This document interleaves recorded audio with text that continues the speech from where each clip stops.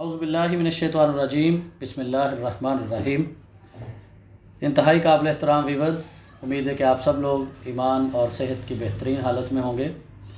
YouTube channel چائے with Adnan Faisal کے ساتھ حاضر خدمت ہوں۔ شروع کرتے ہیں اللہ رب العزت کے بابرکت نام سے جو دلوں کے بھید خوب جانتا ہے، اور نبی مہربان صلی اللہ علیہ وآلہ وسلم پر کروڑوں درود و سلام۔ ہر لحظہ ہے مومن کی نئی آن نئی شان، ہر لحظہ ہے مومن کی نئی آن نئی شان، گفتار میں کردار میں اللہ کی برہان۔ ہمارے اسٹوڈیو میں انتہائی قابل احترام شخصیت، بہاولپور کا مشہور نام، میرے والد محترم جناب ماہر محمد بخش صاحب، جو board of intermediate and secondary education سے ریٹائر ہوئے۔ اس کے بعد لکھنے لکھانے کو، ادب کو اور خاص طور پر تاریخ کو اپنا سبجیکٹ بنایا اور اس کے اندر اپنا ایک خاص مقام بنایا۔ 7 یا 8 کتابوں کے مصنف ہیں۔ میں آپ کو خوش آمدید کہتا ہوں جی۔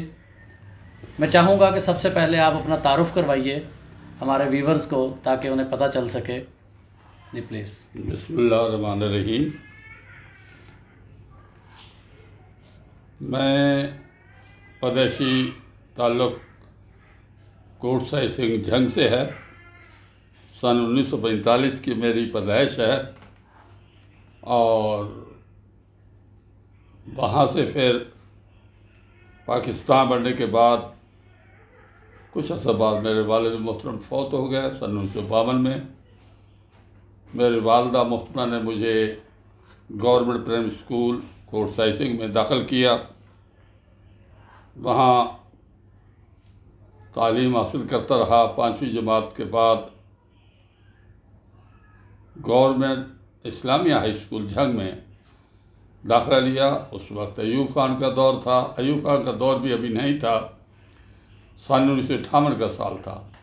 اس وقت ہم اسکول میں جایا کرتے تھے تو مارشل لا لگا، تو وہاں جب فوجیں آئیں تو وہ شہر میں گھومتی رہی، دیکھتے رہے۔ ہم بھی بچے تھے، فوجی آ رہے ہیں جا رہے ہیں، تو اسی ہمارا وہاں اسکول کا اسلامیہ اسکول سے داخلے کا آغاز ہوا۔ پھر وہیں سے میں نے سن 1963 میں اسی اسکول سے میٹرک کا امتحان پاس کیا۔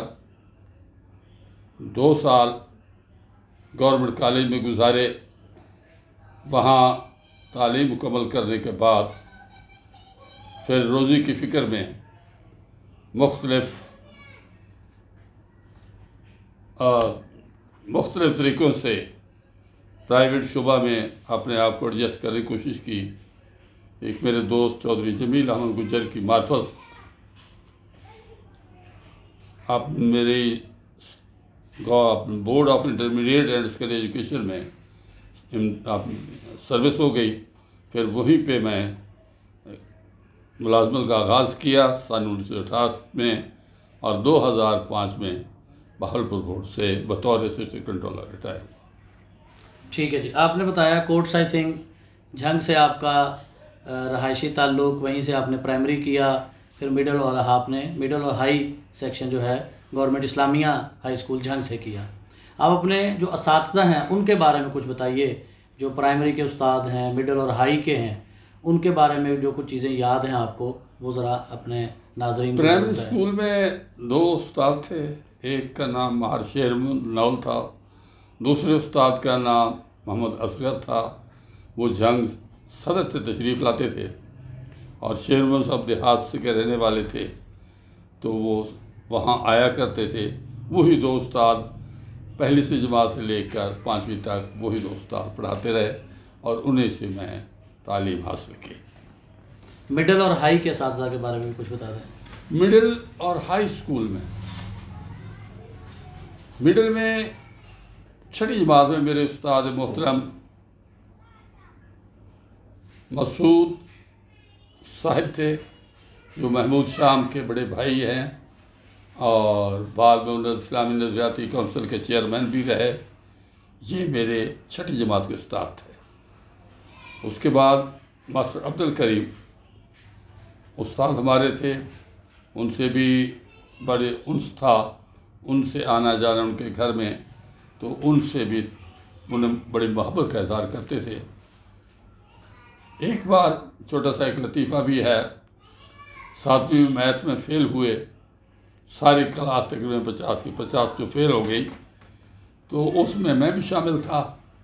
استاد نے کہا کہ کل سے کوئی اپنے بھائی والے سب کو لے کر آئے تاکہ اب آپ کے بارے میں بتایا جائے۔ تو میرے سوا باقی سب نے روز بہانے بنانے شروع کیے، اور بہانے یہ تھے جی میرا یہ بجے نہیں ہے، آج میرا بھائی نہیں ہے، آج کل وہاں گئے ہوئے تھے آج آ جائیں گے۔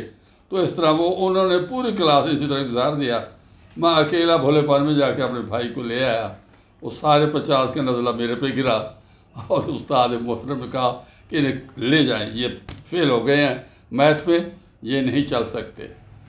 میں نے پھر ان سے دوبارہ کوشش کی اور ان سے ناراضگی دور کرنے کی، پھر آئندہ پہ جا کے امتحانات میں سے پاس کر لیا۔ ہاں جی۔ باقی کوئی بھی طالب علم اپنے گھر میں سے کسی کوئی کو اپنے گھر سے کسی فرد کو بھی نہ لے کر آیا۔ ٹھیک ہے جی۔ ہاں جی۔ اسی طرح 9 10 کے اساتذہ کے حوالے سے بھی کچھ بتائیں۔ 9th 10th اور میں آپ کے اچھے دوست کون تھے اسکول میں؟ 9th 10th میں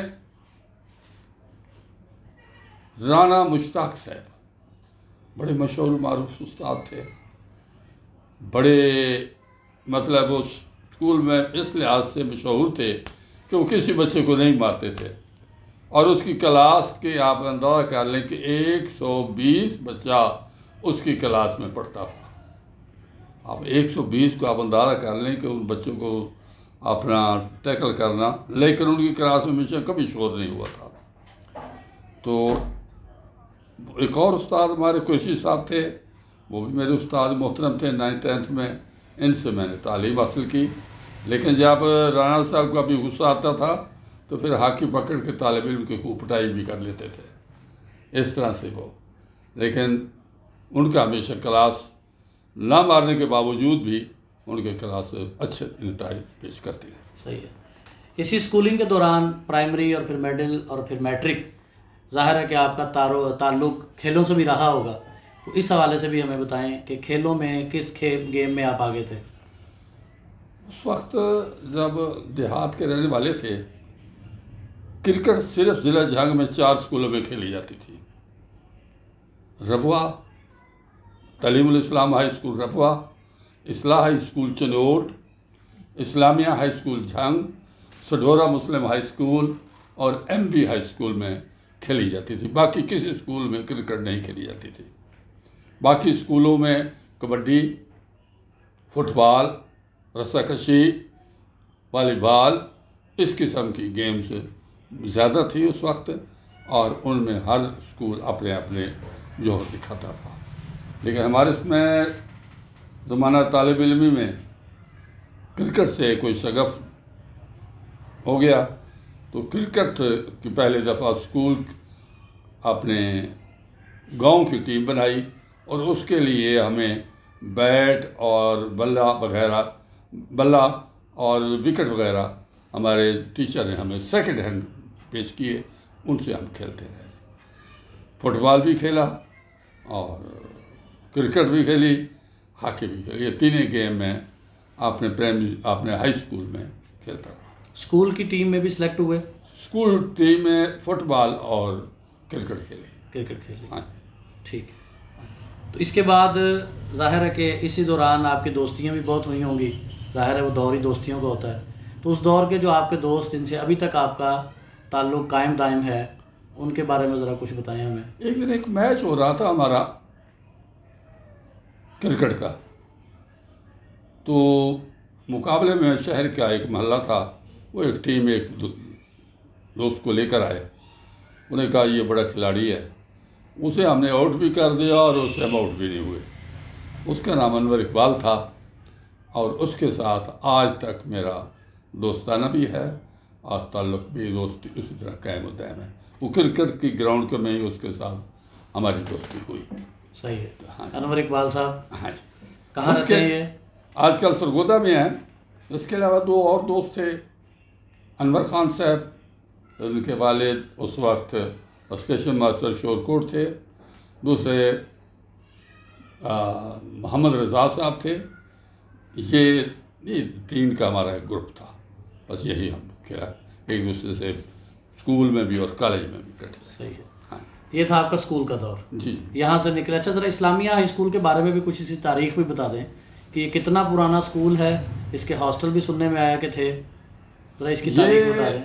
بہت پرانا اسکول ہے، چونکہ جب جھنگ صدر میں ہندوؤں نے اپنے اسکول قائم کیے، سکھوں نے اور ہندوؤں نے، ان کے اسکول سڈورا مسلم ہائی اسکول کی جگہ پہ پہلے ان کا اسکول قائم تھا، اور ایم بی ہائی اسکول کی جگہ بھی ان کا پہلا اسکول تھا.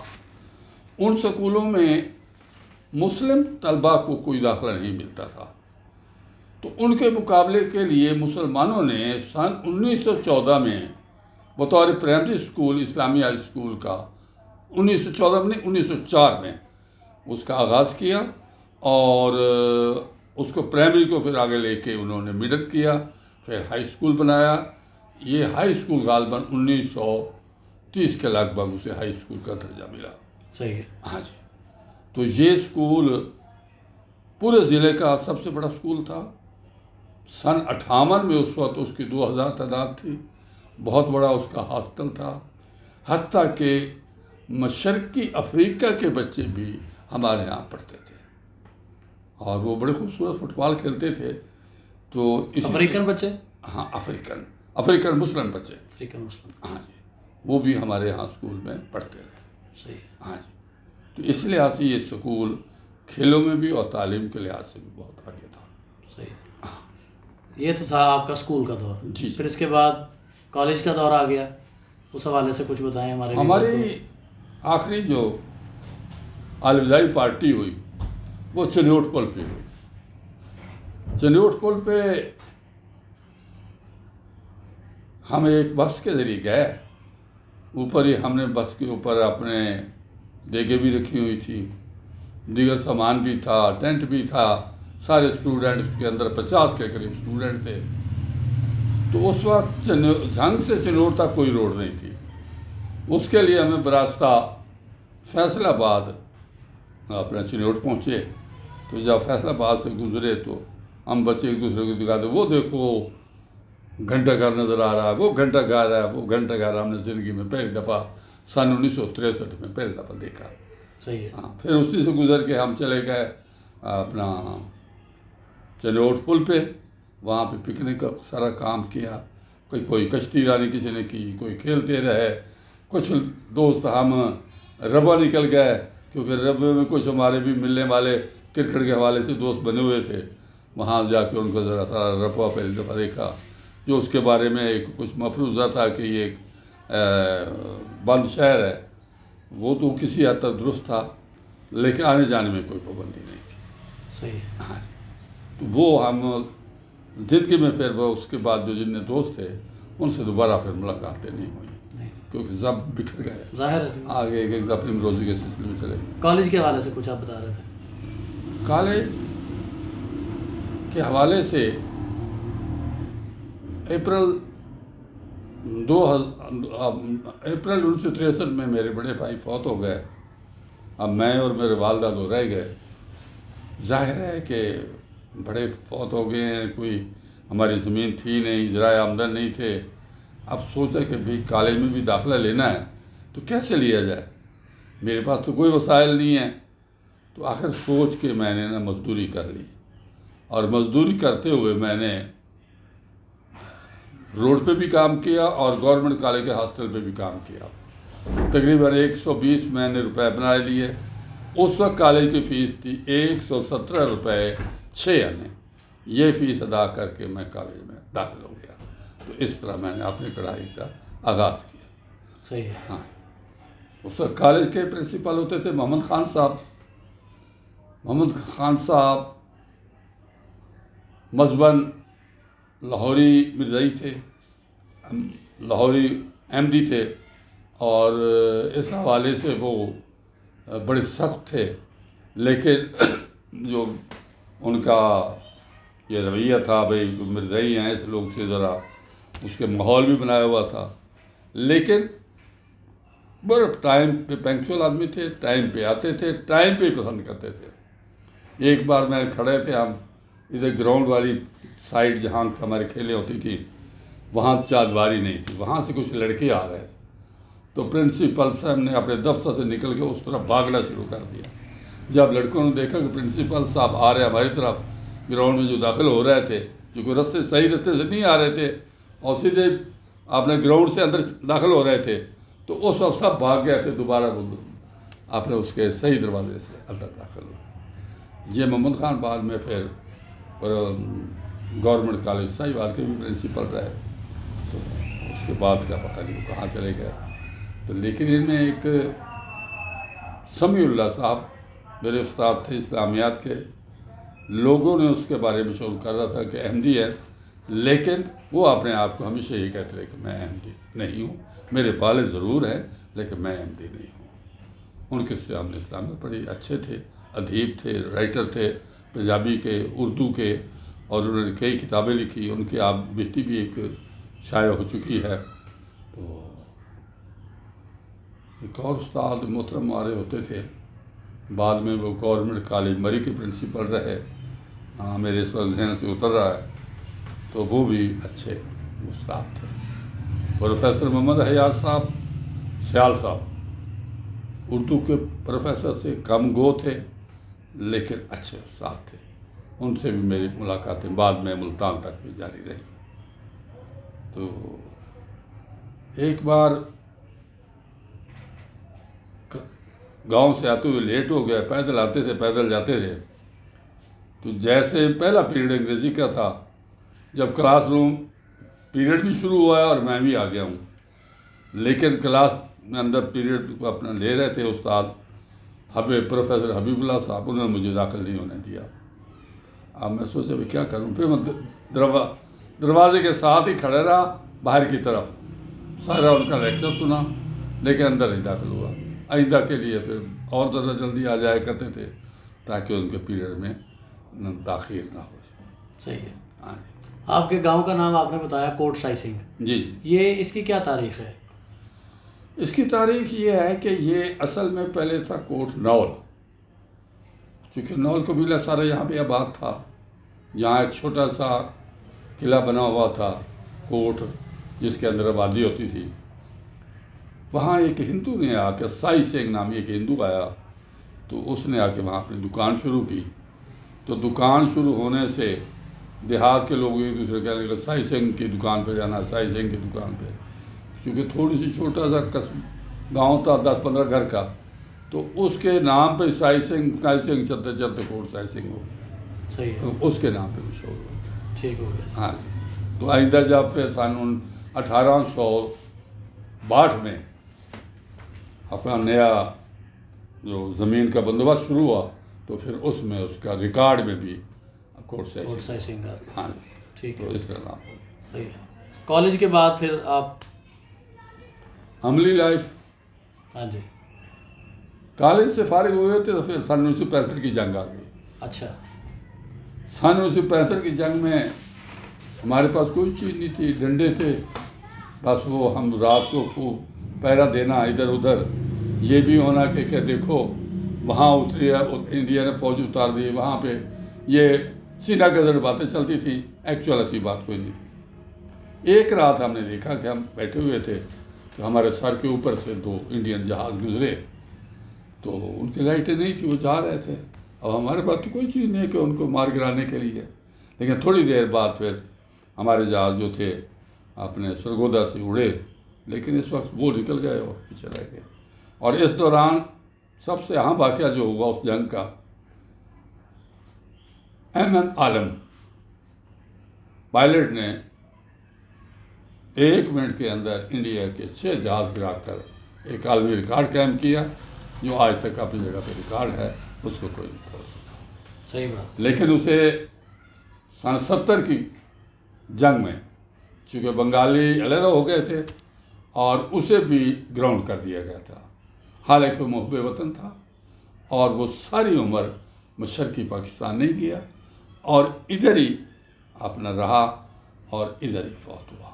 یہ ویسے تھا مشرقی پاکستان کا؟ مشرقی پاکستان کا تھا، وہاں سن 1956 میں بطور پائلٹ بھرتی ہوا اور وہ 65 کی جنگ کا ہیرو تھا۔ صحیح ہے۔ ایک بار یہاں پہ اسلامی یونیورسٹی میں آئے جہاد افغانستان کے سلسلے میں، ان کے ساتھ لیاقت بلوچ صاحب بھی تھے، تو میں تو لیاقت بلوچ صاحب کو ملنے کے لیے کیا، تو لیاقت بلوچ صاحب اٹھ کے مجھے گلے لگایا، تو جب وہ اٹھا تو پھر وہ بھی اٹھ کھڑے ہوئے۔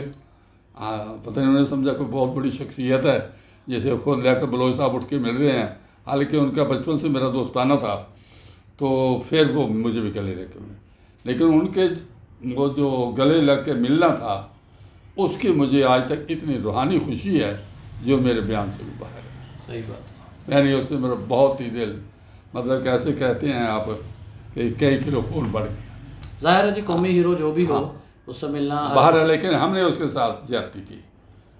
ہم سے مراد ہے کہ جو بڑے افراد تھے، تو یہ جو شمیم خان صاحب اس وقت مارشل اپنا ایئر مارشل تھے، تو وہ جہازوں کا نگران تھا، تو اس کی بیگم نے جہاز لے جانا چاہتی تھی 130 پشاور، جس کی انہوں نے نہیں اجازت دی تھی، جس پر ایئر مارشل صاحب ناراض ہو گئے اور انہیں جبری ریٹائر کر دیا۔ صحیح ہے۔ اسی کالج کے دوران ہی آپ کا مولانا مودودی صاحب سے بھی تعارف ہوا، اس حوالے سے جی، اس سے 9th اور 10th 9th میں پھر میں نے 2 ٹیوشنیں رکھ لیں، شہر میں رہائش کا انتظام ہو گیا۔ جب وہ شہر کا رہائش کا انتظام ہو گیا تو پھر جس رستے سے گزر کے دھجی روڈ سے گزر کے میں جایا کرتا جس گھر میں، تو وہاں پر رستے میں جماعت اسلامی کے دفتر تھا، وہاں ایشیا، شہاب، اخبارات پڑھے ہوتے تھے، اپنا ترجمان القرآن، تو وہاں ان کو پڑھنے کا موقع ملتا تھا۔ تو اس طریقے سے وہاں پہ آنے جانے سے میں وہ میگزین بھی پڑھتا رہا اور جماعت کے نزدیک ہوتا گیا، تو یہ میرا مطلب ہے جماعت کے ساتھ آنے کا سبب وہ کتابیں بنا۔ تو مولانا مودودی صاحب سے آپ کی ملاقات کب اور کہاں ہوئی؟ مولانا مودودی کی میں جب کالج میں داخل ہوا، بلکہ 65 کے بعد لاہور آنے جانا شروع کیا، تو اس لاہور آنے جانے کی وجہ سے ان سے وہاں پہ ملنے کے لیے عشرہ جایا کرتا تھا۔ ایک دفعہ عبد الکریم مسجد میں بھی ان کے درس میں بھی شریک ہوا، 1 بار یا 2 بار، لیکن بعد نماز عصر جو وہ عصرانہ میٹنگ ہوتی تھی اس میں وہاں جا کے ملتا رہا، تو وہاں بڑے احباب آتے تھے، ہم تو خیر وہاں بیٹھ کے صرف باتیں سنتے تھے، اور ایک آدھ بار سوال بھی 1-2 کیے جس کا مجھے جواب دیا گیا مولانا صاحب سے۔ صحیح ہے، ماشاء اللہ جی۔ اچھا، کالج کے بعد پھر آپ چلے گئے پریکٹیکل لائف میں، نوکری ہوگی، اس حوالے سے ذرا کچھ بتائیں۔ ایک دن میں اپنے شہر سے پیدل آ رہا تھا، تو ماہر وریام خان صاحب مجھے ملے رستے میں، کیا کر رہے ہو؟ میں کہا فارغ۔ تو کل سے آ جاؤ۔ کہاں؟ بھٹے پہ آ جاؤ۔ تو ان کا بھٹا تھا تو بھٹے پہ چلے گئے، تو بھٹے پہ انہوں نے مجھے کھڑا کر دیا بطور منشی۔ وہاں پر منشی ہوتے ہوئے 100 روپے میں نے اپنے تنخواہ پر مقرر کی، وہ تنخواہ ہم سے 4 مہینے لینے کے بعد، لیکن بھٹے کا کام بہت سخت تھا، مطلب ہے مزدوروں کے ساتھ صبح شام، وہ میرے پاس سپاہی تھا، 4 مہینے بعد چھوڑ دیا۔ اور پھر گوہر صدیقی صاحب کالج بنایا تھا انہوں نے، غزالی کالج، تو اس غزالی کالج میں میں بطور کلرک چلا گیا ان کے ساتھ، اور وہیں پہ چلتا رہا ان کے ساتھ، اور غزالی کالج سے پھر میں بورڈ میں آ گیا۔ گوہر صدیقی صاحب جنگ کی معروف شخصیت ہے، جی ایجوکیشن کے حوالے سے بڑا نام ہے، جی، ان کا بھی ذرا تعارف کروا دیں۔ گوہر صدیقی صاحب ایکچوئل مائیگریٹر آدمی ہیں، تو سرحد یا اس طرح کا ایک شہر ہے، تو وہاں سے وہ سرہند، جی سرہند ہے، سرہند کے رہنے والے تھے۔ وہاں کے لوگ اکثر اپنے نام کے آگے سرہندی لگاتے ہیں۔ ہاں، سرہند کے رہنے والے تھے، ان کے والد پولیس میں تھے، وہاں سے پھر مائیگریشن کے بعد یہاں پر آ گئے جنگ میں، جھنگ سے پھر یہ چلے گئے شاہ جمرہ میں. شاہ جمرہ میں کچھ عرصہ رہے تو شاہ جمرہ میں پھر انہوں نے میٹرک کیا، JV کی، تو بطور ٹیچر آئے، لیکن جلدی وہ چھوڑ کے پھر آگے مزید ایجوکیشن پرائیویٹ کر لی، B.Ed کیا تو اسلامیہ ہائی اسکول میں ٹیچر آ گئے. اسلامیہ ہائی اسکول میں سال جماعت کے امیر بھی تھے اور سال 2 سال وہاں پڑھاتے رہے. اس کے بعد انہوں نے وہ اسلامیہ ہائی اسکول بھی کی سروس چھوڑ دی اور اپنا ادارہ انہوں نے بنا لیا، غزالی کوچنگ سینٹر. اس غزالی کالج کوچنگ کو ہی انہوں نے بعد میں غزالی کالج میں تبدیل کیا. اس وقت غزالی کالج پوسٹ گریجویٹ کالج کے طور پر جنگ کا. اب یہ گورنمنٹ کے انڈر ہے. ٹھیک. تو آپ بورڈ کے حوالے سے ذرا کچھ بتائیں. سن 68 میں بورڈ میں ملازم ہوئے تو ملتان میں آ گئے، یہیں پہ سروس کا آغاز ہوا. تو چلتے چلتے اس دوران ملتان میں پھر جو سرگرمیاں ہوتی تھی انہیں بھی ضرور دیکھتے تھے. مطلب اس میں شورش کاشمیری صاحب تشریف لائے، ان کا پروگرام سنا، بہت خوبصورت، مطلب ہے کہ ہزاروں کا مجمع، اور وہ تقریر کر رہے تھے، کسی آدمی کی آواز بھی تک نہیں تھی. یہ ایک میں نے ان کا دیکھا. اس میں بھٹو صاحب کے جلسے بھی سنے، جماعت اسلامی کے جلسے بھی سنے، نواب نصر اللہ خان سے بھی ملاقات ہوئی، بلکہ ایک دفعہ تو آدھا گھنٹہ ان کے ساتھ علیحدگی میں ہی ہمیں ملنے کا موقع ملا، تو سوال جواب ان سے کرتے رہے. تو یہ ان شخصیات میں خصوصی طور پہ. فاطمہ جناح سے بھی آپ کی ملاقات ہوئی؟ نہیں، فاطمہ جناح کا صرف ہم نے جلسہ سنا. جب وہ فیصل آباد سے جھنگ آ رہی تھی تو فیصل آباد سے لے کر جھنگ تک روڈ کے دونوں اطراف پبلک ہی پبلک، یہ ان کی مقبولیت کا عالم تھا. اور پھر آئیں اسلامیہ ہائی اسکول میں جلسہ تھا تو وہاں انہوں نے کوئی تقریر کی، پھر ملتان کے لیے آگے روانہ ہو. لیکن ہم نے صرف جلسہ سنا. اتنے مقبول لیڈر کہ 100 کلومیٹر کے جو پوری روڈ ہے اس کے دونوں طرف عوام ہی عوام ہے. اس کے باوجود وہ ہار جاتی ہیں. آپ اس کو کس نظر سے دیکھتے ہیں؟ ہارتی نہیں ہیں، بلکہ گورنمنٹ نے، ایوب خان گورنمنٹ نے ممبران کو اغوا کر لیا، کیونکہ وہ سب BD ممبر تھے، وہ ووٹ ڈالتے تھے، عام آدمی ووٹ نہیں ڈالتا تھا. اچھا. تو BD ممبر کو پکڑنا تو کوئی مشکل نہیں تھا، وہ جتنے پکڑے ان سے دوسرے دینے وہ مورے لگواتے رہے. تو اس طرح ایوب خان صاحب کامیاب ہو گئے. تو اس دوران جو اس الیکشن میں جاوید اقبال صاحب جو ہیں، علامہ اقبال کے بیٹے، بطور پولنگ ایجنٹ فاطمہ جناح جنگ میں بھی آئے. بڑے خوبصورت نوجوان، بڑی رنگت، خوبصورت شخصیت. اس سے پہلے وہاں دیکھنا، پہلی زندگی تو فوق رہا. بعد میں پتہ نہیں چلے کہ فاطمہ جناح کے پولنگ ایجنٹ ہیں اور ان کا جاوید اقبال علامہ اقبال کے بیٹے ہیں. ہم تو 2 نوجوان تھے، گئے سلام لیا اور واپس ہو گئے. یہ اس کو پہلی دفعہ دیکھا.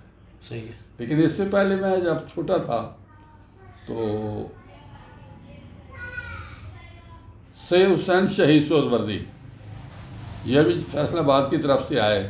ہمارے گاؤں کے پاس ان کے لیے استقبالیہ کا پروگرام تھا، گھوڑے وغیرہ، بڑی تعداد میں عوام بھی تھی. تو وہاں ان کا استقبال ہوا. تو وہاں استقبال کے بعد رات کو ان کا جلسہ تھا اسلامیہ ہائی اسکول میں. تو ہم بھی اپنے گاؤں کے 10-15 لڑکے گئے تو وہاں جلسہ سننے کے لیے. سب نے دھوتیاں پہنی ہوئی تھی، شلوار شروع کسی نے نہیں پہنی ہوئی تھی، اور دھوتیوں والے ہی سارے ہم تھے. اکثریت اس وقت دھوتیاں پہنتی تھی. تو وہاں پر ہم نے وہ جلسہ سنا. اس جلسے کے دوران میں اپنی ساتھی سے بچھڑ گیا، وہ آگے نکل گیا، میں پیچھے پھر رونا شروع کر دیا. اتنے مجھے ہمیں ایک دوست نظر آ گیا گاؤں کا، بھاگ کے میں اس کے پاس آ گیا. رات کو پھر بہت بڑا جلسہ تھا. حسین شہید سہروردی سفید سوٹ میں، پاجامہ اور کرتا پہنا ہوا تھا سفید، اور خوبصورت انہوں نے اردو میں تقریر کی. اس کے بعد پھر جھنگ سے سرگودا کی طرف روانہ ہوا. یہ ان کا ایک جلسہ دیکھا. صحیح ہے. ہاں، سکندر مرزا کو بھی دیکھا، ناہید مرزا کو بھی دیکھا، یہ بھی کرہ حسین کی دعوت پہ جھنگ آئے تھے، تو وہاں وہ چھوٹا سا رن وے بنایا ہوا تھا چھوٹے جہازوں کے لیے، وہاں وہ رکے اور وہ اس سے پھر شاہجیمنی چلے گئے۔ شاہجیمنی کے بعد پھر واپس آئے اور اسی جہاز سے ہم اسی دیر تک بیٹھے رہے۔ جب وہ واپس آئے سکندر مرزا اور ناہید مرزا جہاز میں بیٹھ کے واپس چلے گئے، تو ہمیں بھی بھوک نے تنگ کی اور بھاگے گھروں میں آئے، گھر آ کے روٹی کھائی۔ صحیح ہے۔ ہاں تو بہاولپور بورڈ سے پھر آپ ریٹائر ہوئے؟ جی جی۔ اس حوالے سے بورڈ کی کچھ سن یادگار واقعات؟ 78 میں ایک پنجاب اسمبلی میں ایک بل پاس ہوا، چونکہ یہاں کے لوگ کہتے تھے کہ ہمارا صوبہ تھا اور صوبے کے ساتھ زیادتی کی گئی ہے یہاں پر، تو اس صوبے کے عوام کے مدارے کے لیے یہاں یونیورسٹی اور بورڈ قائم کرنے کا فیصلہ کیا گیا۔ تو بورڈ سن 1978 اسمبلی میں آرڈیننس پاس کیا جس کے تحت بورڈ بنایا گیا۔ تو پھر بورڈ والوں سے آپشنیں مانگی گئی۔ میں نے کہا جنگ سے تو پہلے نکلے ہوئے ہیں، پہلے بھی گھر ہیں، چلو آگے چلتے ہیں۔ تو اس طرح وہاں سے ہم نکل کے بہاولپور آ گئے، تو یہیں پہ پھر اپنا سروس کی اور 2005 میں بورڈ سے ریٹائر ہوئے۔ صحیح ہے۔ ہاں ریٹائرمنٹ کے بعد پھر آپ نے کتابوں کی طرف آئے، لکھانا شروع کیا۔ جی جی۔ یہ آپ کے ذہن میں کیسے آیا کہ میں نے یہ کام کرنا ہے، اور آپ نے اس میں کیا کیا کام کیا؟ سب سے پہلے تو بورڈ میں ہی تھے تو ایک بورڈ نامہ کتاب ایک ہوا ارادہ کہ وہ مرتب کی جائے۔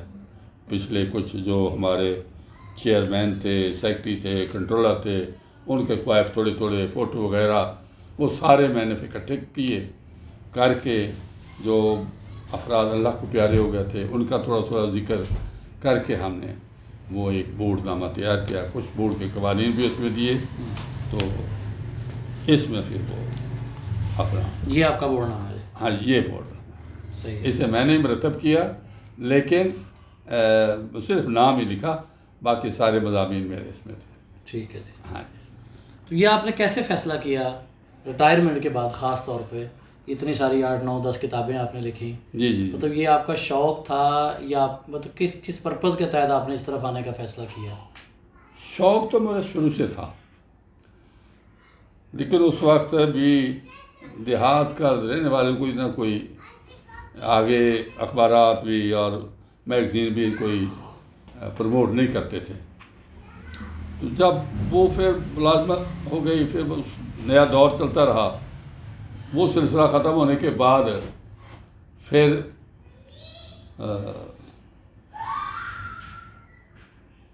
تو کتاب کے سلسلے میں ہمارا قبیلہ نول قبیلہ ہے۔ یہ قبیلہ بیسیکلی تو جیسلمیر کے علاقے کے رہنے والے ہیں، وہاں سے گھومتے گھامتے جھنگ آ گئے۔ تو شہاب الدین غوری کے دور میں جھنگ کے حکمران کھوکھر تھے۔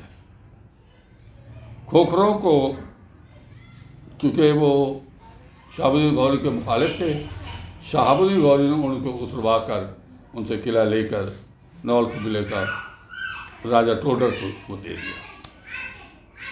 وہ قبیلہ 1206 سے لے کر 1408 تک یہ جنگ کے حکمران رہے۔ پھر اس کے بعد بہلول لودھی چونکہ سیال قبیلہ کے حمایتی تھا، اس نے پھر کوشش کر کے یہ وہاں کی حکمرانی سیال قبیلہ کو دے دی اس لیے۔ تو یہ اس دور میں کبیر خان رضیہ سلطانہ کی تخت نشینی میں اور خلاف بغاوت میں ملوث تھا، وہ بھی نول قبیلے سے تعلق تھا۔ سارنگ خان تھا جو جھنگ کا اپنا ملتان اور دیپال پور کا حکمران تھا، تو اس کا بھی واسطہ امیر تیمور سے پڑا۔ امیر تیمور سے اس کا خالق بعد وہ گمنامی کی زندگی میں رہا۔ تو یہ سارے سلسلے جو تھے، لیکن تاریخ میں کہیں ذکر نہیں تھا، کہیں تھوڑا کئی صفحہ 2 صفحے ذکر تھا۔ تو سوچا کیوں نہ قبیلے کی تاریخ پہ کام کیا جائے۔ تو اس کے لیے میں نے سب سے پہلے اپنے قبیلے کے لیے پورا سندھ اور پنجاب گھوما اور اس کے صرف تاریخ قبیلہ نور راج کے نام سے کتاب تیار کی۔ صحیح ہے جی۔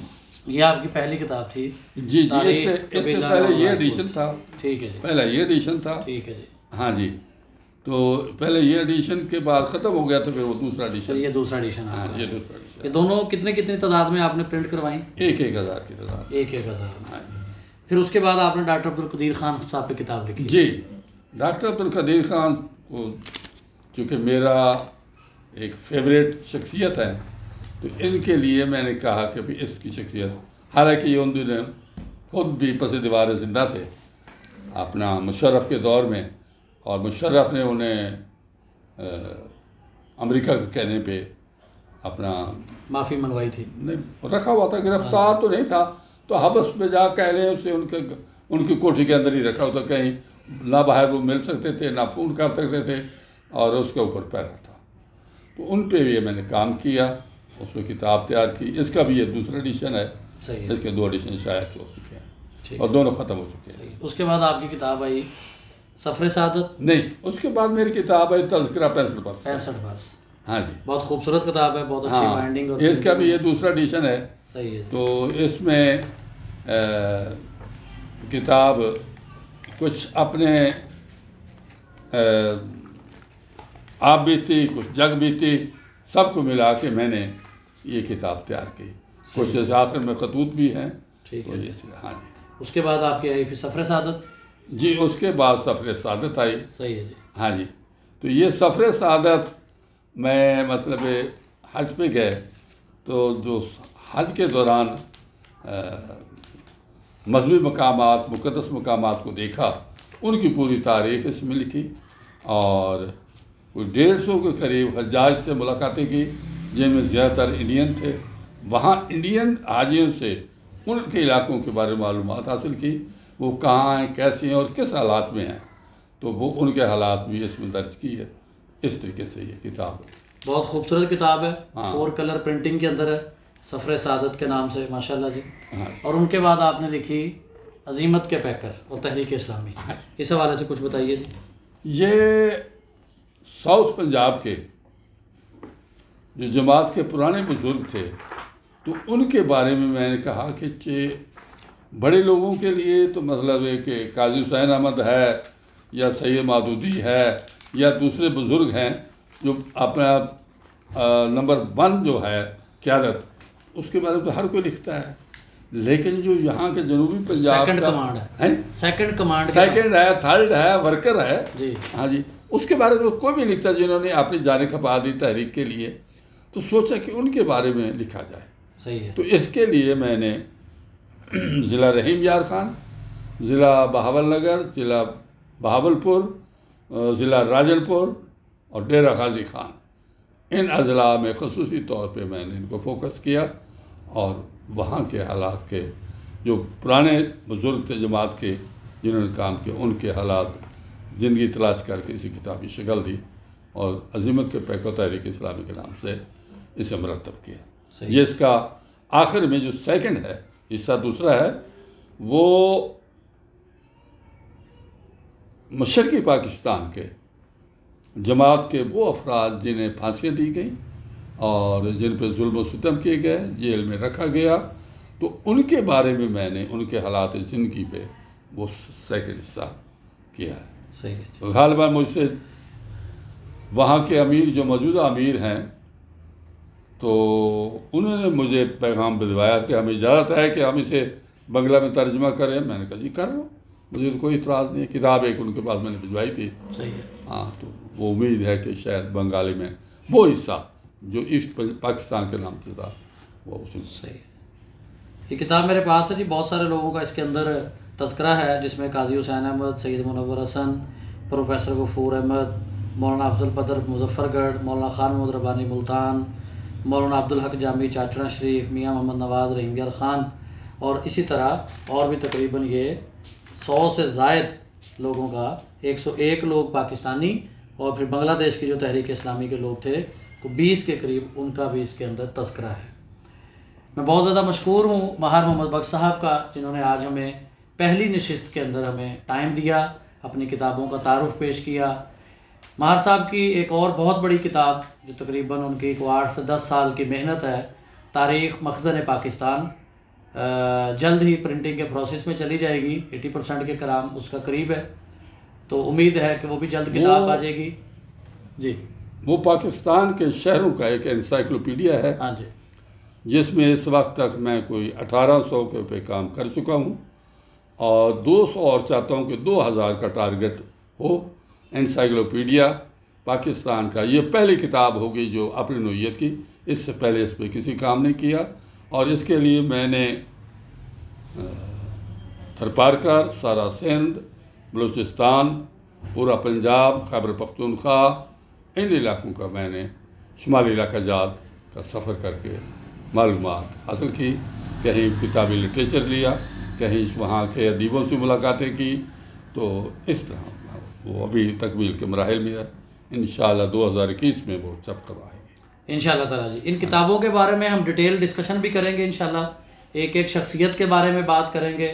مار صاحب نے بڑی بھرپور لائف گزاری، بہت ساری معروف شخصیات سے ملاقاتیں کیں، پاکستان کے طول و عرض کے اندر تقریباً پورے ہی پاکستان کا بڑے بڑے قصبوں اور شہروں کا وزٹ کیا، خود جا کر وہاں کے لوگوں سے ملاقاتیں کی۔ انشاءاللہ ہم اگلی ملاقات کے اندر مار صاحب سے ہم 6 یا 7 سیشن کریں گے، ہر کتاب کے حوالے سے الگ بات کریں گے، اس پہ ایک انٹرویو ہوگا، اور پھر اس کے بعد جن علاقوں کا دورہ کیا وہاں کی تصاویر، وہاں کے لوگوں سے کیا ملاقاتیں ہوئیں، کیسے ملاقاتیں کی، ان سب کے اوپر ہم ڈیٹیل ڈسکشن کریں گے۔ آج ہمیں آپ اسی کے ساتھ اجازت دیجیے، انشاءاللہ تعالی زندگی رہی تو نئی پرسنالٹی کے ساتھ آپ کے سامنے پیش ہوں گے۔ بہت مہربانی، اللہ نگہبان۔